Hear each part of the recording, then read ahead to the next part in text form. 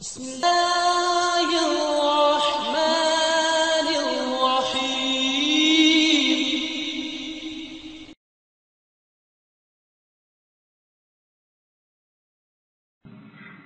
الحمد لله وسلام على عباده الذين اصطفى.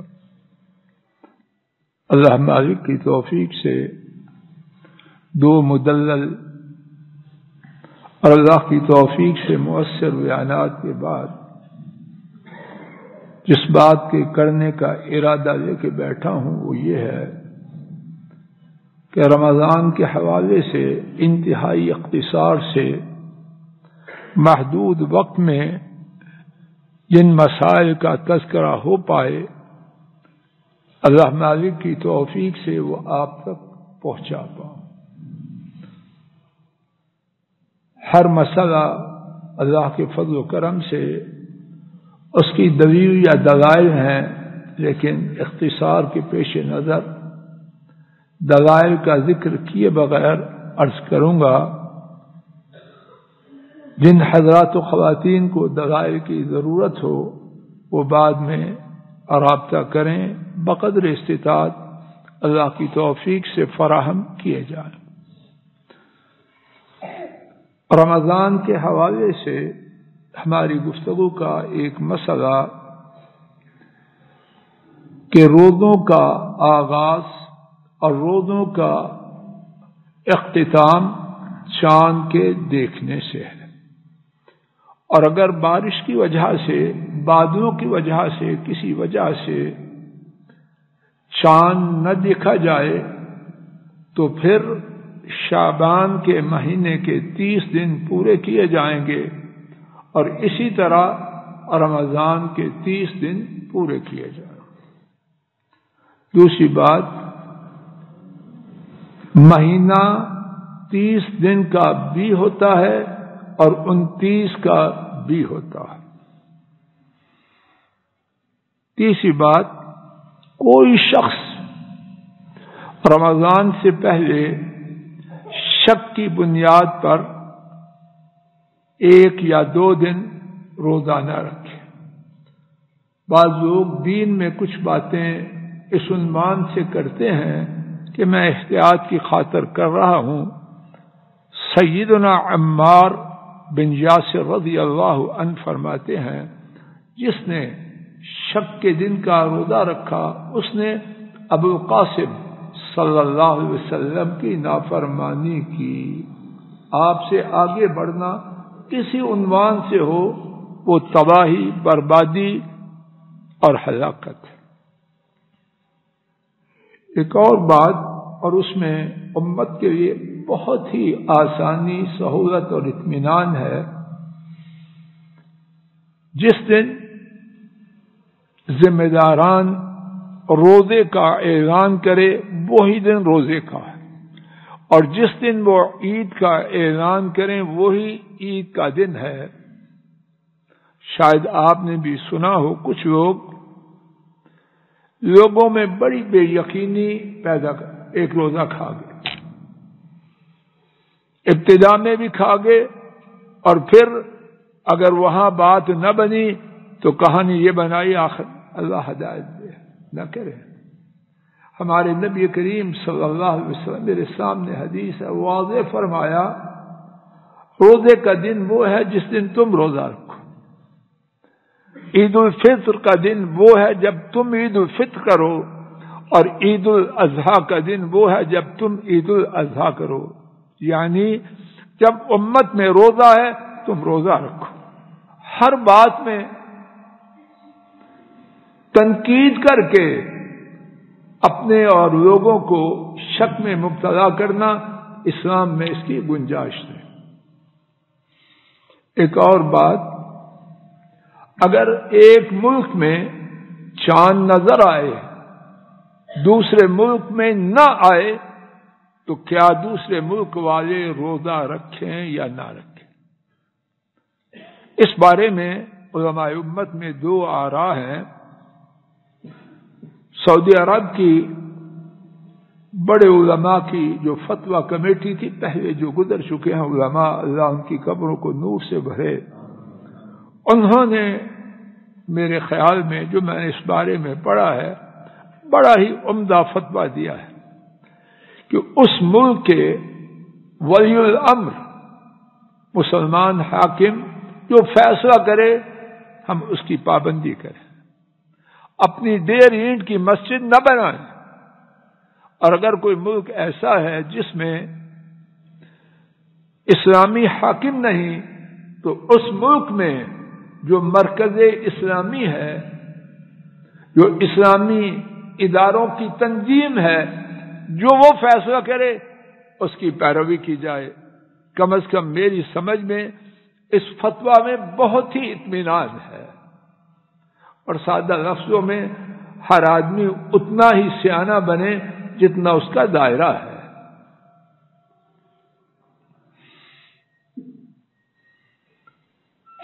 عید کا چاند دیکھنے کے لیے ایک آدمی کی گواہی کافی ہے۔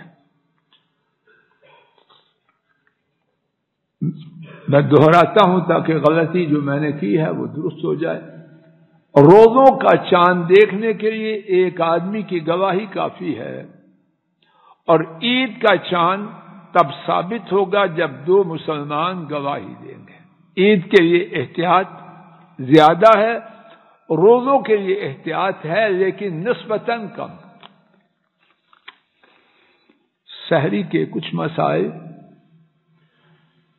ایک بات یہ ہے کہ سحری کے لیے نیت فرضی روزوں کے لیے پہلے سے ہونا ضروری ہے، اور اس کے ساتھ توجہ فرما لیجیے، نبی محترم صلی اللہ علیہ وسلم سے اور حضرات صحابہ سے سحری کرنے کے لیے کوئی لفظ ثابت نہیں۔ اپنی طرف سے وبصوم غد اور اس طرح نہ، یہ ادب کے خلاف ہے کہ کوئی شخص نبی محترم صلی اللہ علیہ وسلم سے اور آپ کے صحابہ سے آگے بڑھے، نہ، حاشا وکلا۔ حضرت صلی اللہ علیہ وسلم سے اور حضرات صحابہ رضی اللہ عنہم اجمعین سے روزے کی نیت کے لیے کوئی لفظ ثابت نہیں۔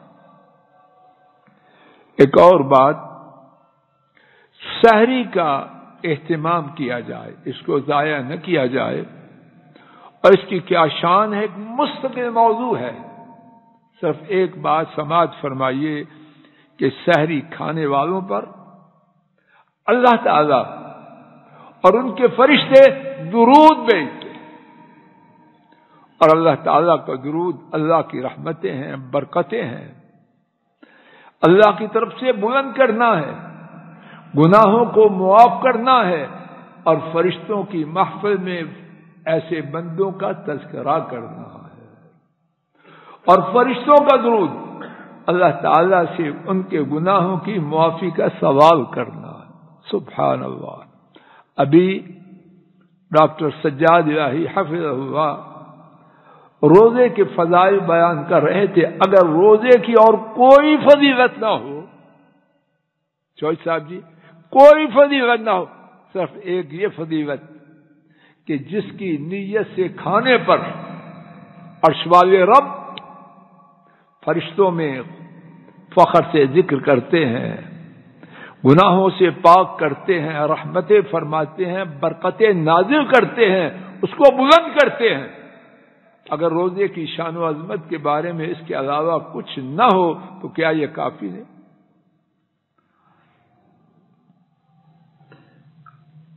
روزے کے لیے سحری کھانے اور اذان میں کتنا فاصلہ تھا؟ توجہ فرمائیے، بعض ساتھی اور بعض خواتین، اللہ ہم سب کو ہدایت دے، 2-2 3-3 گھنٹے پہلے سحری کھا کے سو جاتے ہیں، اور بعض تو اسی ایکسرسائز میں نماز فجر کی بھی تب پڑھتے ہیں جب اٹھیں۔ کتنے بجے؟ اللہ نہ وہ نصیب کرے طریقہ۔ بہترین طریقہ، مسنون طریقہ یہ ہے کہ سحری اذان کے متصل کھائی جائے۔ نبی کریم صلی اللہ علیہ وسلم کے بارے میں یہ ثابت ہے کہ حضرت صلی اللہ علیہ وسلم نے جب سحری کھائی اس کے بعد اذان میں 50 آیت شریفہ پڑھنے کا فاصل۔ 50 آیت پر کتنا وقت لگتا ہے؟ آپ سب کہہ رہے ہیں 10 سے 15، بہت تھوڑا وقت۔ جتنی تاخیر سے سحری کھائی جائے اتنی زیادہ اس کی شان و عظمت زیادہ ہے، لیکن تاخیر سے کھانے کا مقصد یہ نہیں کہ اذان ہو جائے۔ اگر کوئی شخص سحری تناول کر رہا ہو، چائے کا کپ ہے ہاتھ میں روٹی ہے، کوئی ایسی چیز جو اس کے ہاتھ میں ہے، اذان ہو گئی، وہ مکمل اسے کرے، انشاءاللہ اس کی اجازت ہے، لیکن یہ نہ ہو کہ روز کا طریقہ بنا دے، اور یہ بھی نہ ہو لوگ نمازوں کے لیے چلے جائیں اور اس کی ابھی سحری مکمل نہ، کچھ چیز تھوڑی بہت رہ جائے مکمل کر لے۔ اگر کسی شخص پر غسل جنابت ہو اور وہ چاہے کہ پہلے سحری کرے پھر غسل جنابت کرے، اس میں کوئی حرج نہیں، اس میں کوئی لیکن یہ نہ کرے سحری کرے اور سو جائے، 7-8 بجے اٹھے اور پھر غسل کرے پھر فجر پڑے، یہ ناجائز ہے، حرام ہے۔ جو جائز ہے وہ یہ ہے کہ جب غسل واجب ہو اس وقت سحری کا کھانا جائز ہے۔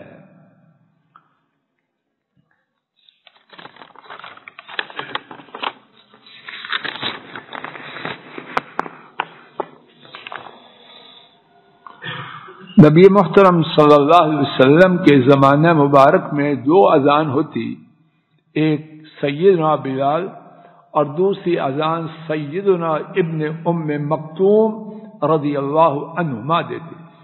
پہلی اذان تنبیہ کے لیے کہ سحری میں وقت تھوڑا ہے، جب وہ اذان سے فارغ ہوتے سیدنا بلال تو پھر ابن ام مکتوم کی اذان اس بات کا اعلان ہوتا سحری کا کھانا چھوڑ دو۔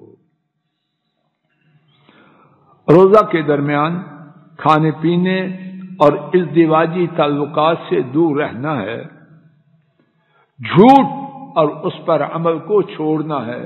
واضح طور پر حدیث شریف میں ہے جس نے جھوٹ کو نہ چھوڑا اور اس پر عمل نہ چھوڑا، اللہ کو کوئی ضرورت نہیں کہ وہ کھانا پینا چھوڑے، معاذ اللہ۔ اور محدثین نے اس کا معنی یہ بیان کیا ایسے شخص کا روزہ مسترد ہے۔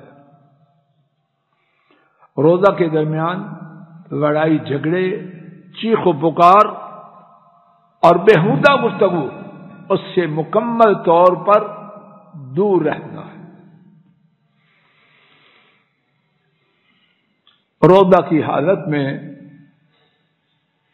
اگر کوئی شخص بھول کے کھا لے اس پر کوئی گناہ نہیں، اس کا روزہ باقی ہے اور اس پر کوئی گناہ نہیں، لیکن یہ نہ ہو کہ جب اسے خبر ہو تو پھر کھاتا جائے اور پنجابی میں یملا بن جائے، نہ، فوراً چھوڑ دے، اور اگر کوئی مسلمان اس کو دیکھے تو فوراً اس کو تنبیہ کرے۔ روزہ کی حالت میں غسل کرنا جائز ہے۔ روزہ کی حالت میں خاتون اگر ضرورت ہو ہنڈیا کا نمک، مرچ مسالہ اور میٹھے کا میٹھا چیک کر سکتے، لیکن یہ کوشش ہو کہ زبان سے آگے نہ جائے۔ جب خواتین کو ماہانہ بیماری آئے یا زچگی کے دن آ جائیں اسی وقت روزہ چھوڑا جائے۔ اگر افطاری میں صرف چند منٹ ہے تو کوئی بیٹی کوئی بہن اس نیت سے کہ میں نے سارا دن روزہ رکھا ہے، باقی وقت اپنے آپ کو روزہ میں نہ داخل کرے، یہ نافرمانی کی بات ہے۔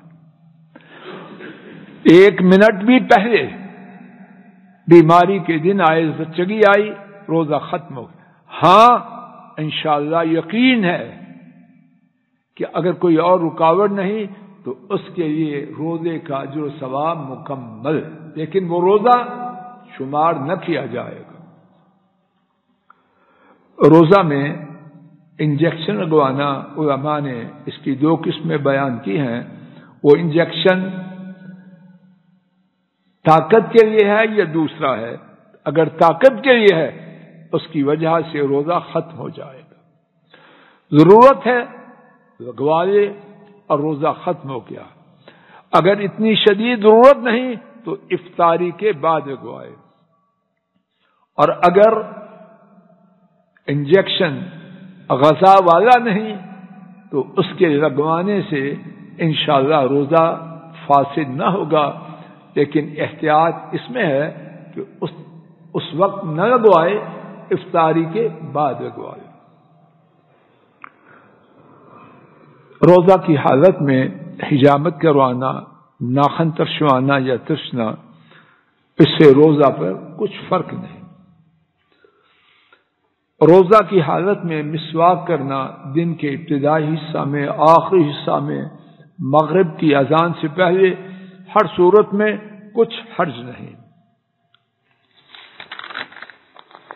افطاری اس کے بارے میں بہترین طریقہ ہے۔ کب افطاری کرنی ہے؟ ادھر سے سورج غروب ہوا، ادھر سے افطاری ہو۔ کچھ ساتھی، اللہ ان پر ہم سب پر رحم کرے اور ہدایت دے، کہتے ہیں احتیاط کرو 1-2 منٹ نہ، اس میں توجہ فرمائیے۔ کوئی ناراض ہو اس کی مرضی، اس میں گستاخی ہے۔ جب احتیاط کا نام لے کے کچھ کرے تو کس سے آگے بڑھتا ہے؟ اور اللہ کو یہ بات پسند نہیں، بے ادبی ہے اس میں۔ سورج ڈوبا، روزہ ختم ہو گیا، بلکہ نبی کریم صلی اللہ علیہ وسلم نے فرمایا جب تک لوگ افطاری میں جلدی کریں گے اس وقت تک خیر سے رہیں گے۔ تو دوسرا معنی کیا ہوا؟ جب افطاری کرنے میں دیر کریں گے تو پھر خیر سے ہوں گے؟ رانا صاحب خیر چھوٹ جائے گی۔ افطاری کے لیے بہترین سنت کھجور کے ساتھ، اگر کھجور نہ ہو تو پانی، اب پانی کے بعد نمک شریف، اس کا ذکر کسی حدیث میں نے نہیں پڑھا۔ کھجور، پانی، تیسری چیز آپ کے علم میں اب صاحب 2 چیزیں اب میسر نہیں تو جو میسر ہے اللہ کا نام لے کے افطاری سے۔ افطاری کی دعا ذهب الظم وابتلت العروق وثبت الاجر، انشاءاللہ پیاس چلی گئی، رگیں تر ہو گئیں اور انشاءاللہ اجر ثابت ہو گیا۔ افطاری کے وقت وہ وقت ہے کہ روزہ دار اللہ سے جو دعا کرتا ہے اس کی قبولیت کی گارنٹی ہے، اور ہم مرد حضرات ہمیں اپنے گھر والوں پر ترس کرنا چاہیے۔ اب بیچاری افطاری کے بنانے میں کچھ کمی ہو، رانا صاحب ناراض ہو جاتے ہیں۔ کوئی طریقہ ہے؟ روزے صرف مردوں کے لیے، عورتوں کے لیے نہیں، اور دعاؤں کی ضرورت صرف مردوں کو ہے، عورتوں کو نہیں۔ اور پھر مساوات کے نعرے بھی ہیں، جھوٹے نعرے ہیں، ان کا بھی خیال رکھیں۔ ان کے لیے روزہ صرف سموسے، پکوڑے اور چیزیں بنانے کے لیے نہیں، اور ہمارے لیے عبادت کے لیے، دونوں کے لیے عبادت۔ ان کو بھی موقع دیں اور خود بھی اس سے فائدہ اٹھائیں۔ روزے دار کو روزہ افطار کروانا، اس کا ثواب اتنا زیادہ ہے گویا کہ خود روزہ رکھا۔ سفر میں روزہ رکھنا اس کی بھی اجازت ہے، چھوڑنا اس کی بھی اجازت ہے، لیکن اگر کوئی شخص مشقت کی صورت میں روزہ رکھے تو نبی پاک صلی اللہ علیہ وسلم نے فرمایا اس کی کوئی نیکی نہیں۔